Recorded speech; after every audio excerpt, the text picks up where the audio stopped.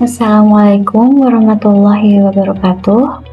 Yang kami hormati Ibu Nurhayati Siregar selaku dosen pengampu pada mata kuliah Akuntansi Keuangan Berkelanjutan kelas AK702. Izin Ibu, di sini kami dari kelompok 1 akan memaparkan laporan keberlanjutan pada perusahaan PT Pertamina Persero mengenai GRI apa saja yang terdapat dalam laporan keuangan berkelanjutan pada PT Pertamina Persero. Sebelumnya, izin memperkenalkan anggota pada kelompok kami. Perkenalkan, nama saya Ahmad Inzil Anwar, NIM 250301020452. Ya, Fatmasari dengan nomor NIM 250301020334. Saya Elisa Dian Margareta dengan NIM 250301020124. Perkenalkan, nama saya Ersa Hanisa dengan NIM 250301020123. Perkenalkan, saya Fuji Hasuti dengan NIM 250301020122.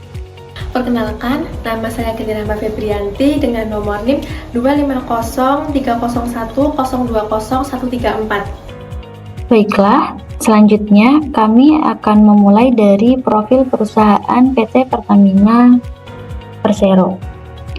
Transformasi PT Pertamina Persero yang berlangsung sejak tahun 2020 menghantarkan perseroan berada di peringkat pertama Fortune Indonesia 100, peringkat 3 Fortune Asia Tenggara, serta peringkat 165 Fortune Global 500. Visi dan misi PT Pertamina Persero. Visinya yakni menjadi perusahaan energi yang mengedepankan ketahanan, ketersediaan, dan keberlanjutan energi. Dan misinya itu sendiri yakni menyediakan energi melalui solusi inovatif yang memberi nilai tambah untuk masyarakat. Berikut adalah nilai perusahaan pada PT Pertamina Persero yang dapat disingkat menjadi akhlak. A itu sendiri adalah amanah, yakni memegang teguh kepercayaan yang diberikan. K-nya adalah kompeten, yakni perusahaan PT Pertamina Persero ingin terus belajar dan mengembangkan kapabilitasnya. Untuk H yakni harmonis, yakni saling peduli dan menghargai perbedaan. L yakni loyal, berdedikasi dan mengutamakan kepedulian bangsa dan negara. Adaptif untuk A yakni terus berinovasi dan antusias dalam menggerakkan ataupun menghadapi perubahan. Dan K yang terakhir yakni kolaboratif, yakni ingin membangun kerjasama yang sinergis. PT Pertamina Persero itu sendiri memiliki alamat kantor pusat di Gedung Geraha Pertamina, Jalan Medan Merdeka Timur, nomor 11-13, Jakarta Pusat. Status perusahaan yakni perseroan terbatas, badan usaha milik negara, dengan bidang usaha energi dan kepemilikan saham 100% pemerintah Republik Indonesia. Baiklah, selanjutnya akan diteruskan oleh rekan saya. Materi selanjutnya adalah terkait dengan GRI Standar 2021, di mana terbagi menjadi 3 secara general. Yang pertama ada GRI 1 yang berfokus pada prinsip dan konsep, di mana dalam laporan keberlanjutan PT Pertamina telah memenuhi beberapa prinsip, antara lain yang pertama adalah laporan penjaminan dilakukan menggunakan standar verifikasi AA1000 dengan tingkat menengah atau moderate yang memenuhi prinsip akurasi dan keandalan. Kemudian ada menampilkan data time series dari tahun ke tahun, dan pelaporan keberlanjutan dilakukan 1 kali dalam 1 tahun sesuai dengan periode pelaporan yang memenuhi prinsip ketepatan waktu. Kemudian ada laporan mencakup keberhasilan sekaligus risiko dan keterbatasan perusahaan yang memenuhi prinsip keseimbangan. Kemudian yang terakhir adalah penerapan target net zero emission 2060 dan SDGs yang memenuhi konteks keberlanjutan. Kemudian yang kedua ada GRI 2 yang fokusnya pada profil dan tata kelola perusahaan dalam keberlanjutan. Nah, ini yang pertama terkait dengan profil perusahaan, mencakup identitas perusahaan, status BUMN, skala usaha, struktur holding, subholding, serta wilayah operasi. Kemudian ada strategi yang terintegrasi dengan keberlanjutan, khususnya transisi energi dan target net zero emission 2060. Kemudian ada etika dan integritas, di mana komitmen perusahaan terkait dengan etika dan integritas melalui kode etik, kebijakan anti korupsi, dan HAM. Kemudian ada tata kelola yang transparan mengenai struktur, peran, dan tanggung jawab Dewan Komisaris dengan direksi dalam hal pengawasan keberlanjutan. Dan yang kelima ada keterlibatan pemangku kepentingan, di mana praktik keterlibatan kepentingan ini secara sistematis melalui berbagai inisiatif pengembangan potensi lokal, pemberdayaan masyarakat secara keberlanjutan, serta pelestarian kearifan lokal. Kemudian yang keenam ada proses pelaporan organisasi yang meliputi tujuan laporan, standar yang digunakan, periode, dan batasan pelaporan.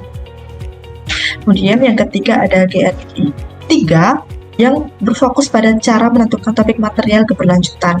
Nah, pada PT Pertamina ini menentukan 10, mana pendekatannya dilakukan melalui double materiality, melalui depth interview, difasilitasi dengan fungsi sustainability dan pihak independen. Nah, topik yang pertama ini adalah perubahan iklim yang berfokus pada kebijakan net zero emission 2060. Kemudian yang kedua, jejak lingkungan, contohnya adalah pengelolaan limbah yang diungkapkan. Kemudian ada pengelolaan air dan konservasi sumber daya alam terkait dengan efisiensi dan konservasi air. Kemudian yang keempat ada etika bisnis, HAM dan tata kelola, di mana ini mengungkapkan bagaimana kebijakan HAM, anti fraud atau anti korupsi di PT Pertamina. Kemudian yang kelima ada K3 dan keselamatan, yang mengungkapkan sistem K3 yang dijalankan oleh perusahaan dalam proses keberlanjutannya. Kemudian yang keenam ada riset dan inovasi, di mana perusahaan aktif mengembangkan inovasi teknologi dan produk hijau. Kemudian yang ketujuh ada konservasi keanekaragaman hayati terkait dengan perlindungan flora dan fauna. Kedelapan ada keamanan cyber dan data yang menyangkut ISO 27001. Kemudian yang 9 ada pelibatan komunitas dan hak masyarakat melalui budaya masyarakat. Dan yang terakhir ada rekrutmen, pengembangan, dan retensi SDM melalui rekrutmen transparan dan talent management. Selanjutnya yaitu GRI 200. Yang pertama, GRI 201 terdiri dari pendapatan Pertamina sepanjang 2024, adanya resiko perubahan iklim, pengelolaan dana pensiun, dan total penggunaan biaya subsidi dari pemerintah yang diterima perseroan tahun 2024. Yang kedua yaitu GRI 202, keberadaan pasar. Tingkat remunerasi pekerja Pertamina Group mengacu pada kemampuan perusahaan dan competitiveness posisi upah sesuai pasar, serta tidak membedakan gender. Kemudian, Pertamina melibatkan pekerja lokal dari setiap unit operasi atau unit bisnis dengan tetap memperhatikan ketentuan internal. Yang ketiga, yaitu GRI 203, dampak ekonomi tidak langsung. Manfaat tidak langsung dari keberadaan Pertamina Group direalisasikan melalui penyerapan tenaga kerja lokal oleh pemasok, vendor, kontraktor, mitra kerja lokal. Manfaat tidak langsung signifikan lainnya adalah pembangunan infrastruktur untuk mendukung operasi unit operasi atau unit bisnis. Kemudian GRI 204, praktik pengadaan.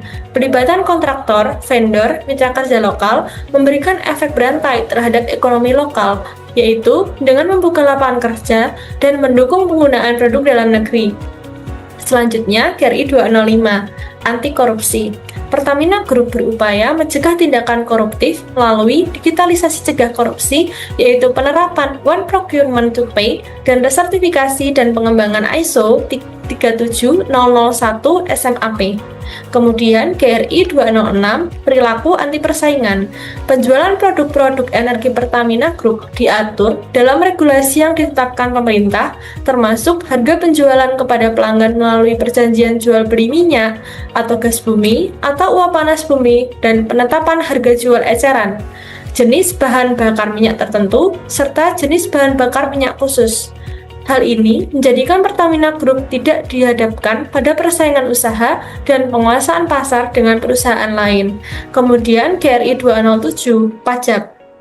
Pengelolaan perpajakan perseroan menjadi tanggung jawab fungsi tax yang dipimpin pejabat perusahaan setingkat Vice President dan bertanggung jawab kepada Direktur Keuangan. Selain itu, secara berkala, Pertamina Group melakukan koordinasi dan pelibatan dengan DCP melalui Kanwil DCP atau KPP di masing-masing wilayah operasi untuk memperoleh pemahaman yang lebih mendalam atas implikasi aspek pajak pada skema bisnis baru di Pertamina Group.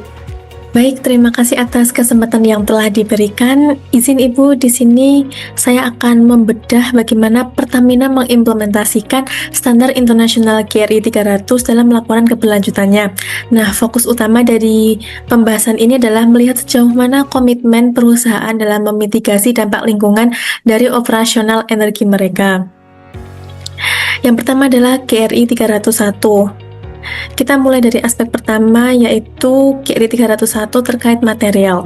Di sini Pertamina menekankan pada pengelolaan material yang bertanggung jawab dengan dua pilar utama. Yang pertama adalah efisiensi sumber daya, yaitu memprioritaskan material operasional yang ramah lingkungan. Kemudian yang kedua adalah kontribusi domestik berupa penguatan kebijakan P3DN untuk memastikan proyek strategis berdampak positif pada ekonomi nasional sekaligus menekan jejak karbon logistik. Kemudian GRI 302, berlanjut ke GRI 302 mengenai energi.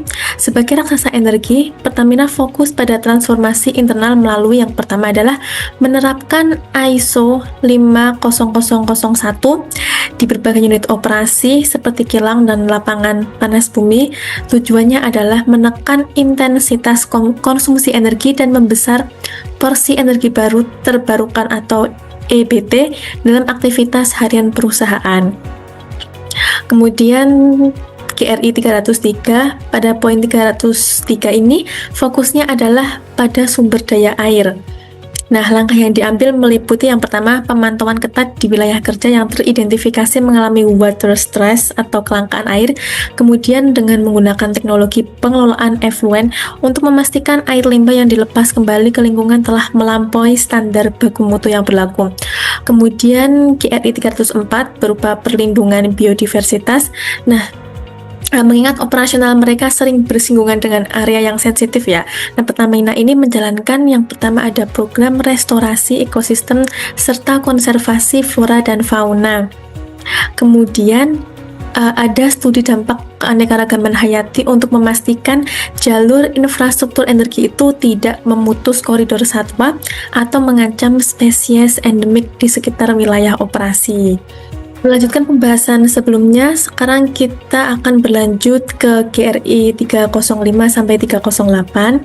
Nah, untuk GRI 305 ini berfokus pada strategi emisi dan net zero. Aspek GRI 305 mengenai emisi merupakan pilar utama Pertamina dalam mencapai target net zero emission 2060. Poin-poin pentingnya yaitu adanya transparansi pelaporan. Di sini perusahaan melaporkan perhitungan gas rumah kaca secara menyeluruh, mencakup skop 1, 2, dan 3. Kemudian adanya upaya dekarbonisasi yang dilakukan oleh teknologi carbon capture, utilization and storage, optimalisasi gas turbin, serta inisiatif nature-based solutions untuk menekan dampak perubahan iklim. Kemudian ada GRI 306 yang berfokus pada prinsip ekonomi sirkular dalam pengelolaan limbah, baik limbah B3 maupun non-B3.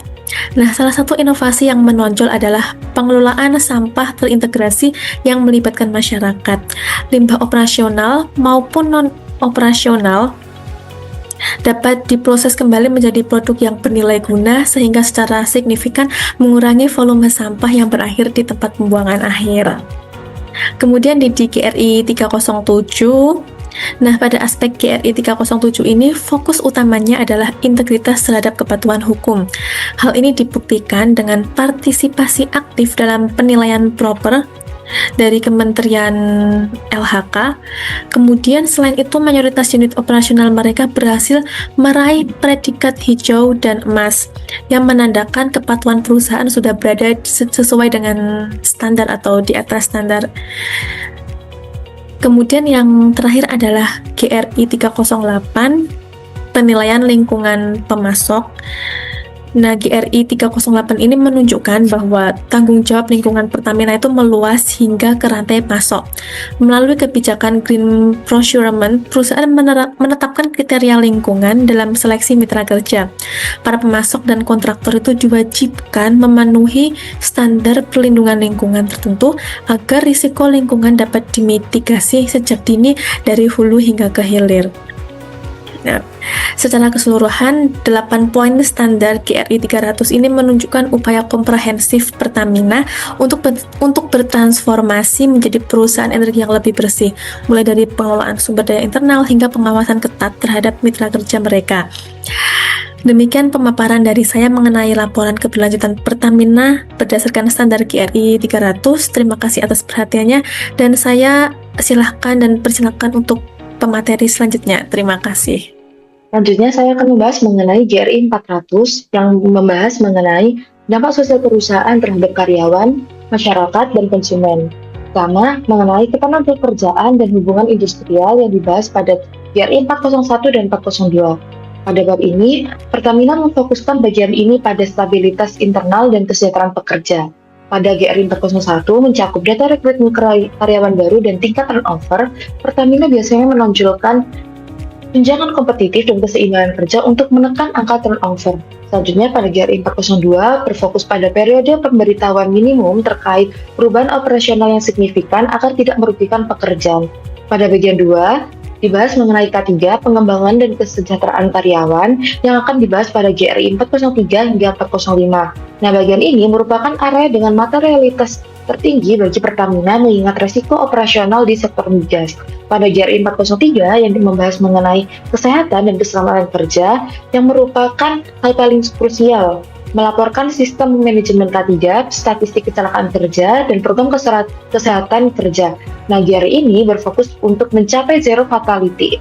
Selanjutnya pada GRI 404 yang membahas mengenai investasi perusahaan pada pengembangan kompetensi melalui Pertamina Corporate University dan jam pelatihan rata-rata per karyawan. Selanjutnya untuk GRI 405, Pertamina melaporkan komposisi karyawan berdasarkan gender dan usia dan kesetaraan, serta keseimbangan remunerasi dan upah minimum regional.